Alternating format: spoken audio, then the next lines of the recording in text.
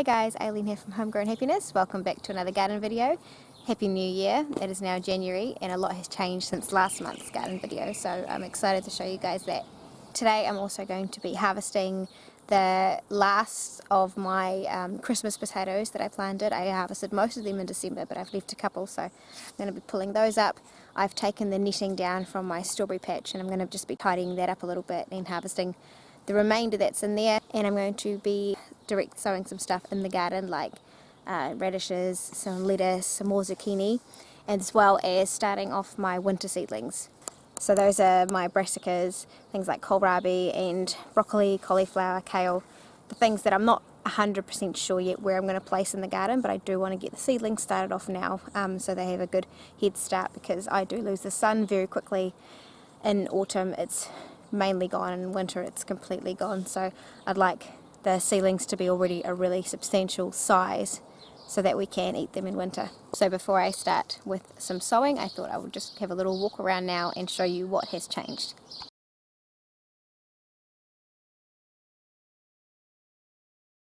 Over here we have a jungle of sweet peas as well as some tomatillos that are hidden in there, and then I've got some tomatillos on this side as well.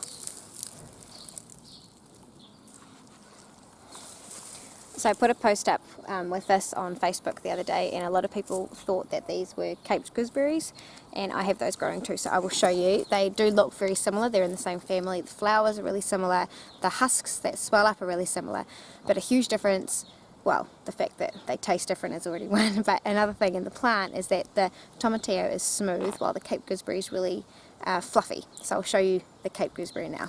So this is the Cape gooseberry, and as you can see, the little husks here that swell up when the flower is pollinated is very similar looking, but it is fluffy. The whole plant is.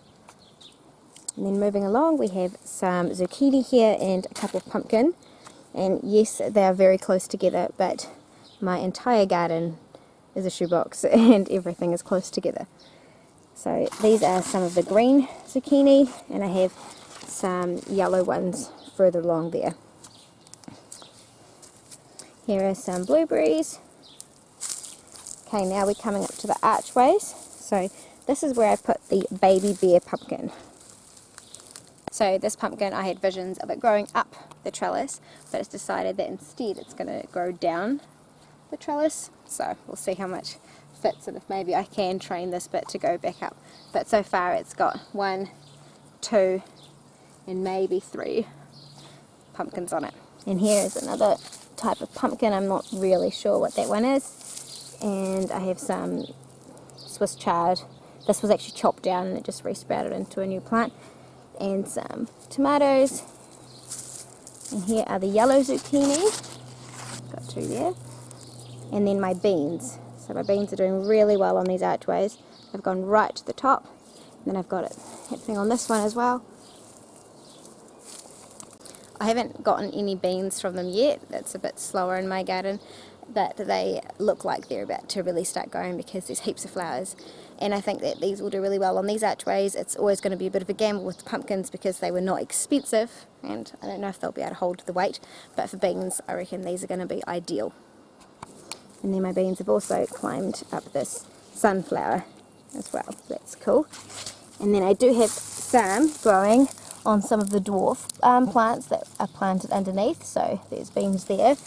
But yeah, my climbing beans I'm still waiting on. Okay, and then moving on, here are lots of tomatoes and cosmos. So these are all self-seeded from last year. I didn't plant any, and they're just everywhere, but I love them. They're my favourite wildflowers. I had to move into the shade to have a chat because it's way too hot over there. So you would have seen that my tomatoes are super close together, and there's quite a few plants in there in a really small space. So it's extra important for me to keep them well pruned to make sure there's lots of airflow and that they don't get any diseases. Now you'll hear that you should remove tomato laterals, which I do, because removing the laterals allows the tomato plant to put more energy into producing bigger fruit. but I don't just focus on removing the laterals. I also remove the bottom leaves and any yellowing leaves and anything that's really like crisscrossing with each other. Like if the leaves are overlapping, then I'll make sure to remove at least one, just so they're not touching each other and then there's way more airflow. Removing tomato laterals is definitely a way to keep your plant in check, but I got a question the other day about if laterals actually produce fruit, and yeah, they do. The lateral, if you left it, it would just produce fruit. In fact, kind of be a copy of the parent plant that it's grown from. That's why you can remove the laterals and pop them in the ground and they'll root and become a tomato plant all on its own. If you did that to tomato leaves and just ripped off a tomato leaf stem, it might root as well, but it just won't have the kind of fruiting part that a lateral does have. And past the tomato jungle, got some dahlias, some alyssum, and lots of self-seeded coriander. So I also get asked a lot how to grow coriander, and my trick is just to sow seeds once and then let it go to seed continuously and sow seeds everywhere. Here are my orange berries, and look, I opened one the other day and it looks like there are little berries in there. So here's hoping we get to eat some this year. Here is some more coriander, would you believe, as well as my asparagus. Another random potato plant, a tomato plant because I ran out of room behind me, and another yellow zucchini. Here are my boysenberries, so they'll need a bit of cutting back soon.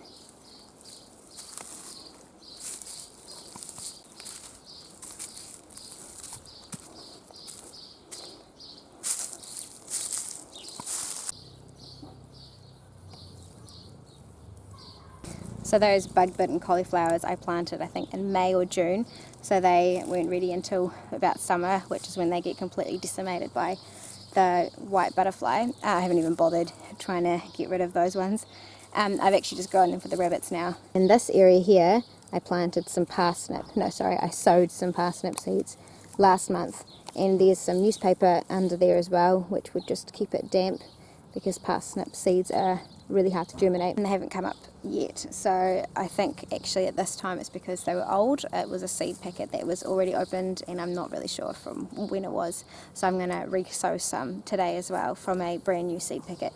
So hopefully they will germinate. And here are the remaining potato plants that I'm going to take out today. And then I've also sowed some dwarf beans. I did that a couple of weeks ago. This is probably where I'm going to put a lot of the winter brassicas, so they'll just help add some more nitrogen back into the soil.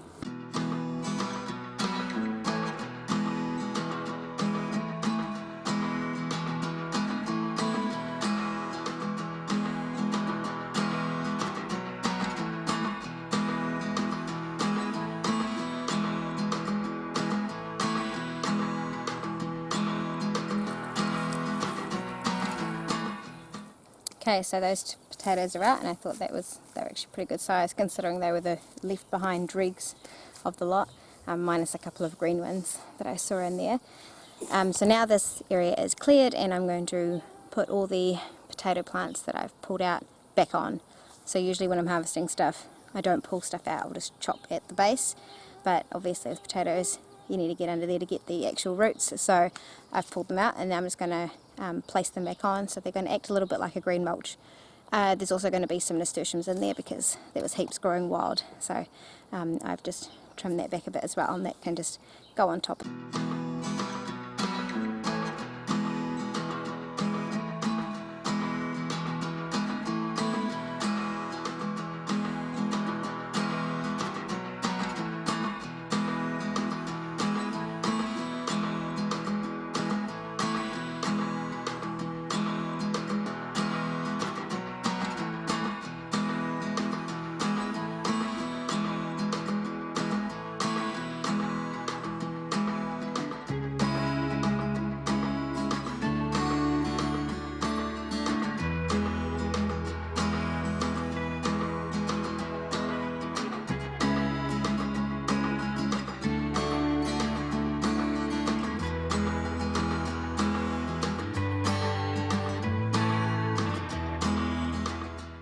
Alright, now that the harvesting's done, I'm going to start doing some sowing, and I'm going to do my direct sowing first. So that's going to be some parsnip again. I'm going to try that again behind me here.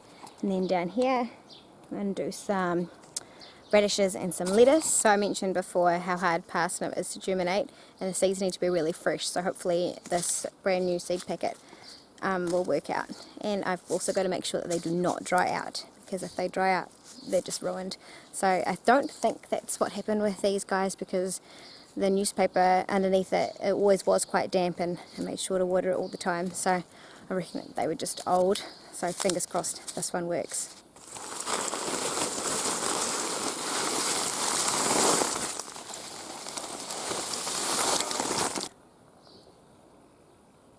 I'm not gonna bother spacing these out nicely. I'm gonna go for the sow them all and hope at least some germinate approach.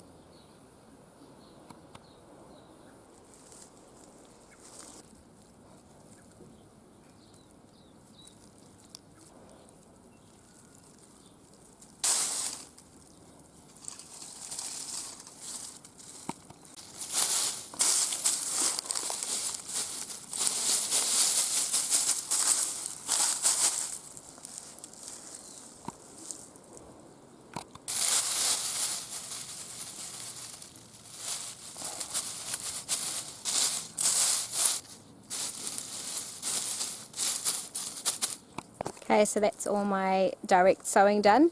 If you are one of those people that likes it really nicely spaced out, then I'm sorry if my method gave you anxiety.